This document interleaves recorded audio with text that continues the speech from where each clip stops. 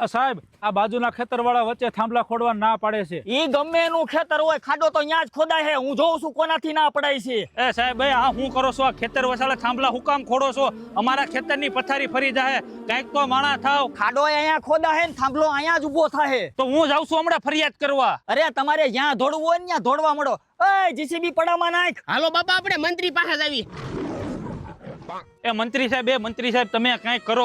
ઓલા company વાળા અમારા પડામાં થાંભલા ઊભા કરે છે. અમારે એક તો હારી ઉપજ આવતી નથી ને ભાવ મળતા નથી. અમે હાવ બરબાદ થઈ જાય. એમાં અમારાથી કાઈ ન થાય, ઈ બધું લીગલી હોય. અરે મંત્રી સાહેબ અમે તમને મત આપ્યા છે, અમે તમને ઓળખવી છીએ. આવી પરિસ્થિતિમાં તમે અમારો સાથ ન આપો તો અમારો સાથ કોણ આપે?